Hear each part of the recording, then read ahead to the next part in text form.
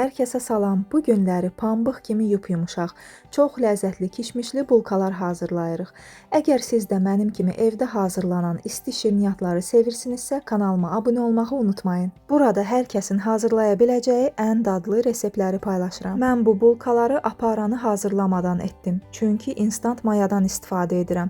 Ona görə də bütün ərzaqları eyni anda qaba əlavə edib qarışdırıram. Əgər siz aktiv mayadan istifadə edəcəksinizsə, onda əvvəlcədən aparasını hazırlayın. Bu qarışımın üzərinə unu az-az ələkdən keçirərək əlavə edib yumşaq, ələ yapışmayan bir xəmir yoğururuq. Yeri gəlmişkən dostlar, şərhlərdə yazın. Siz xəmir işlərini tez-tez hazırlayırsınız, yoxsa mayalı xəmirlə işləməkdən çəkinirsiniz? Bu reseptlə hazırlasaz, inanın mənə hər şey çox gözəl alınacaq. Xəmiri yoğurduğumuz qaba biraz duru yağ əlavə edib xəmiri bura yerləşdiririk və üzərini də örtüb 1 saat isti bir yerdə mayalandırırıq. 1 saatdan sonra görürük ki, xəmirimiz necə gözəl mayalanıb və pambıq kimi də yumuşaqdır. Biraz yoğururuq ki, xəmirin havası çıxsın, maya qoxusu gəlməsin.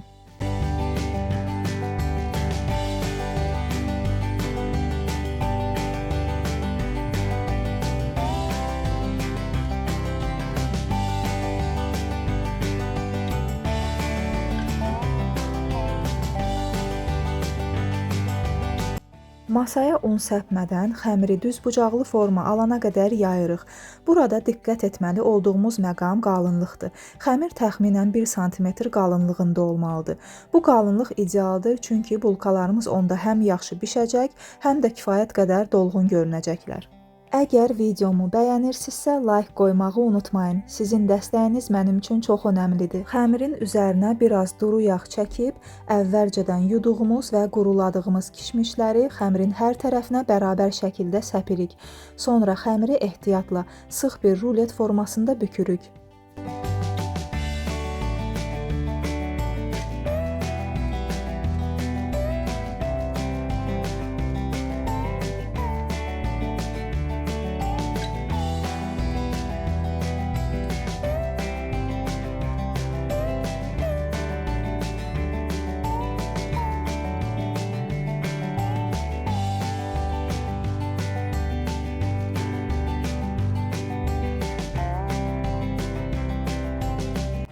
İndi isə iti bir bıçaqla ruleti bərabər şəkildə dilimləyirik. Məndə 15 ədəd alındı. Burada ən vacib məqam odur ki, ruleti dilimlədikdən sonra xəmirin yuxarı hissəsini açmaq lazımdır və uç hissəsini isə aşağıya doğru, yəni bulkanın altına doğru bükürük. Bu texnika sayəsində bulkalar bişən zaman formasını itirmir, açılmır və peşəkar şirniyyatçıların əl işi kimi səliqəli görünür.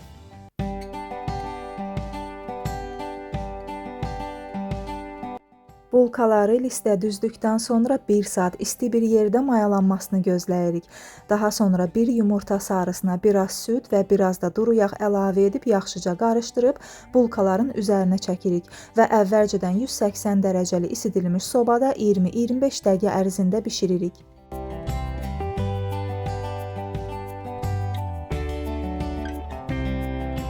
Və budur, bulkalarımız artıq hazırdır. Necə də gözəl görünürlər və sobadan çıxar-çıxmaz bütün evi bürüyən o xoş ətri gərək özünüz hiss edəsiniz. Bu reseptlə hazırlanan bulkalar hətta sabahsı günü boyat olmadan təptəzə kimi qalacaqlar. Əgər videomu bəyəndisə, like etməyə də unutmayın və şərh bölümündə fikirlərinizi hazırladıqdan sonra da nəticələrinizi mənimlə bölüşün. Hamısını bir-bir oxuyacağam. Əgər kanalıma hələ də abunə deyilsinizsə, abunə olun ki, növbəti ləzzətli və asan hazırlanan reseptlərimi qaçırmayasınız. Mənimlə birlikdə sona qədər qaldığınız üçün hər kəsə təşəkkür edirəm. Gələn videolarımda görüşənədək inşallah hələlik.